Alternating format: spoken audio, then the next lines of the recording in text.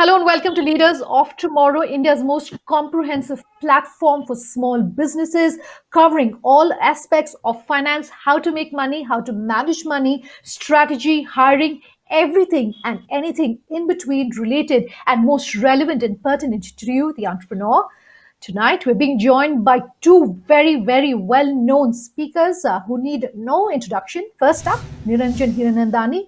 We're also being joined from Bengaluru by Mohandas Pai.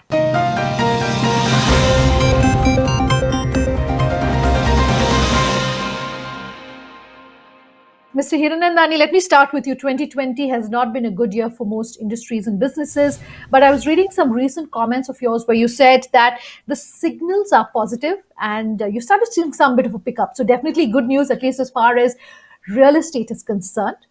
Let me come to you on that. We're almost at the beginning of 2021. For entrepreneurs who are watching this interview, any sort of cues, any trends that you might want to kick off today's interview with? So, for the last 2 years, real estate was in a bad shape. Ever since demonetization, I don't think you could really look at real estate with a positive sign. However, beginning of 2020, we saw very positive signs, and I thought things would become all right till the pandemic Sure. came, and COVID really destroyed the story.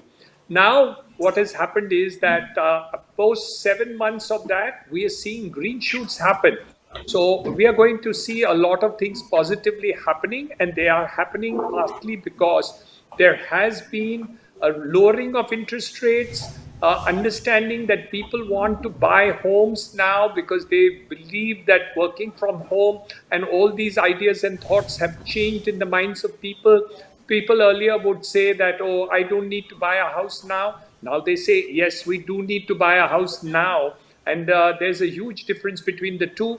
So I think a positive story in the real estate sector, Sunanda, is definitely happening. Number two, Okay. I think it's also the mood which has changed. And I think the positive mood is the idea which I think is taking a positive trend in the people. People are ready to come and buy the house. The lower rate of interest and all these things are making that difference. And if it's a ready house where no GST is to be paid, and like Maharashtra, they have reduced the stamp duty from 5% to 2%, all this compounded put together is actually changing the industry to a very positive outlook which has happened. And last but not the least, what has been done by the finance minister in terms of amending section 43CA partly is definitely going to make a difference, because this ready reckoner rate, circle rate, jantri rate was so geared to collect revenue rather than to be a true market value that it is actually quite funny. And people I can't believe that they are still linking it with the ready reckoner rates and others in terms of Sure. stamp duty. So all this is making a world of a difference, and I think positive trend in the real estate industry is being seen. We have the issues of commercial coming back. People are getting back to work, whether work from home or work from office, but they're back to work. And I think Sure. industry has shown very good figures. All this is a positive trend. Mr. Pai, I was looking at some of your tweets recently where you're talking very highly of digital India, e-commerce, and the digital piece. Really, that's definitely come into play. Along with the fact that work from home, the demand from home, demand for homes really is coming back. Digital also at the forefront now as we speak. Yeah, Sunanda, 5 years ago, Prime Minister Modi from the Red Fort spoke about digital India. It is a Yeah. master move, a brilliant move. The man is a visionary, and he connected the bottom of the pyramid. Now all of us could be connected because we have got money, but he connected the bottom of the pyramid. 400 million people got bank accounts, 1.2 billion people got Aadhaar, and then we had the UPI come in, 2 billion transactions are happening. And because of Geo coming in and Geo playing magic, because they reduced the cost of connectivity, 4G, to maybe unlimited data for just about 100 rupees a month, we are having consumption between 14 GB to 17 GB on an average. No other country has such a Yeah. high consumption of data.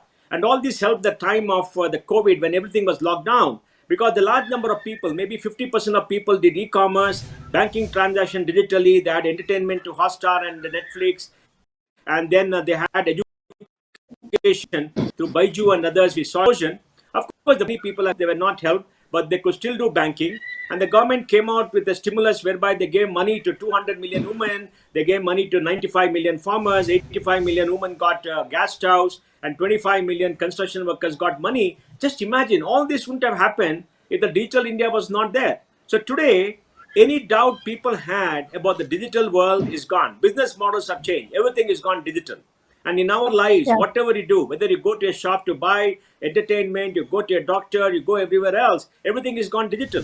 So everything is in a flux. We are gone digital, and digital is the future. Any business strategy Sure. without digital is not going to succeed. You're talking e-commerce, you're talking banking. Mr. Hiranandani, of course, is talking about real estate. Gentlemen, if both of you had money to put into sectors that you're going to bet on for 2021-22, to say these are the emerging sectors and which have emerged thanks to the pandemic, what would the sectors be?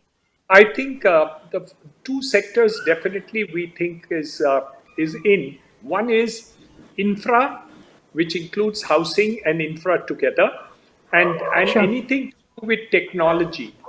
Because as Mr. Mohandas Pai just mentioned over here just now, technology is going to be the backbone in every industry. So whether it is medicine that he talked about just now, or we are talking about education, which is going to be the next. My belief is that with leaders like Mohandas Pai, you will see a tech education revolution through technology. That's one of the things which I think the Prime Minister missed out. He should have called this NEP policy an educational revolution, because what you really need to do is to create a revolution, which means that the marginalized person in the last village is going to be educated as well as the person in the cities. And this is now possible to do digitally. And we Sure. have now a committee which Dr. Mashalkar is heading for Maharashtra. And one of the thought process is how can you actually get the best education to the marginalized sector of the society? And this is now going to be possible. So technology is going to be the backbone of all the issues and businesses that we take. Education will be one of the forefronts, which I think India can do a paradigm, especially in view of the fact that we are already using technology to sell businesses to even the Western world. So we think Sure. that we should use this backbone very thing, and I think that's going to grow. Mr. Pai? Well, I'll put all my money into startups because remember, today there are 50,000 startups who have created $170 billion of value and 40 unicorns. By 2025, we'll have 100,000 startups, 100 unicorns creating $500 billion of value. And today, many Sure. of those are coming from seed to Series A and going up and beyond. And because the wind is behind the sails, and they're going to grow much, much faster. And this next 5 years is going to be the digital era when startups and technology are going to be there. And they're going to drive infrastructure, they're going to drive e-commuting, and they're going to drive finance, they're going to drive everything else. Because the key thing is, how do you reach markets? India has been a very, very large country, and those successful businesses who have a distribution network have been able to succeed, like a Hindustan Lever. The success of levers, in my view, is not in the product, which it can be copied, but in the distribution. And if people had distribution, physical distribution, now we've got digital distribution. And that's why Amazon is growing so fast, e-commerce is growing so fast, Hotflix is going so fast. And now India is become a part of the global world as far as software is concerned. You'll find the software industry growing pretty fast. You've seen the margins go up, your growth go up. So I think the next 5 years are going to be the most exciting period in India's long history because we are ready. The growth is going to come. Interest rates have come down. Cost of capital is come down. Tax rates have come down, which is incredible. And interest rates are going to Sure. come down even more for everybody. And that's going to drive a massive investment surge. And when the investment surge comes along with consumption, we're going to rock. Gentlemen, do hold that thought. I'm going to slip into a very short break, but much more on the other side when we come back. Do stay tuned.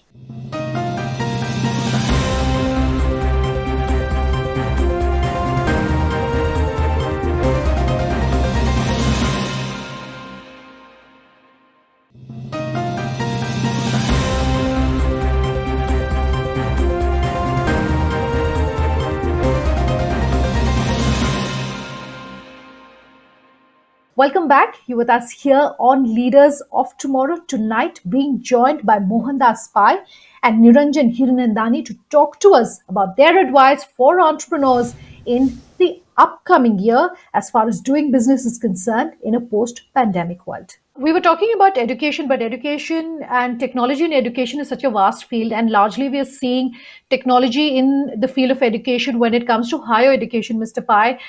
Do we see it being more broad based, perhaps going into 2021, primary education largely, where a lot of innovation is really needed? Sunanda, you'll be happy to know that a lot of innovations already there in school education, primary education, secondary education, Hmm. higher education. The content has been put, the rich videos have been put, everything has been put.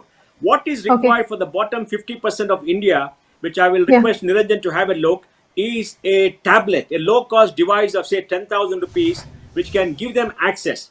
Suppose you give every child in this country a nice tablet, not that crappy one which Kapil Sibal did long ago, but a very nice modern tablet with preloaded software connected to the web with a Geo plan, because Geo can give you a very cheap Hmm. plan with 4G. You will find wonders. It can make a 30-40% improvement in the child's education. Because remember, Sunanda, we are all curious people. Child is very curious. Child will explore. On the internet, there's so much of rich content. There's wrong content too. We got to make sure they're all blocked. But so much of rich content. Content is available. Baidu has got 70 million people on his portal. 70 million for Yeah. God's sake. And 70 million is a lot, right? There are 265 million children in school. There are possibly about 35 million young people in college. Now leave the college because they can take care of themselves. In school, the bottom 50% require a digital device because they're not used to it. And just now I read a report saying that about 10% of people in rural India bought a digital device for the children education. Now government should have a large program. It may cost totally maybe 2 lakh crores. At 2 lakh Okay. crores to give 2 crores. I mean, 20 crore, let's say 20 crore tablets to children at 10,000 rupees each, right? That is a 2 lakh crore, I think, right? And you can easily do it by taking 40, 50,000 crores from the Universal Service Obligation Fund of the telecom Sure. industry. There's some 50,000 crores there, and the balance can be put by the state government and the union government over the next 2 years. Because for school education, we spend nearly 6 lakh crores a year. 6 lakh crores. Sure. It's not funny. And for education, we spend about 2 lakh crores from the government side. So I think we have to have a plan. Hopefully, it'll happen. I hope that Niranjan and Dr. Mashelkar in Maharashtra will lead the way. So we can do that. The only thing is give Okay. them a good device, give them connectivity, software is available. Okay. The overarching theme that we're working with here on the Leaders of Tomorrow on season 9 is empowering a billion dreams. It doesn't matter what the size is of your business as an entrepreneur. We here as a platform are here to enable you. And this question is to both of you gentlemen. How do you think entrepreneurs are essentially going to be enabled to grow over 2021, 22? What do they need? And how do you think be more crucial now in this post-pandemic or in this pandemic world than ever before? Rokda, look, let me tell you, China invests Okay. $65 billion in venture and in digital every year. US $135 billion. India invests 12 to Hmm. $14 billion a year.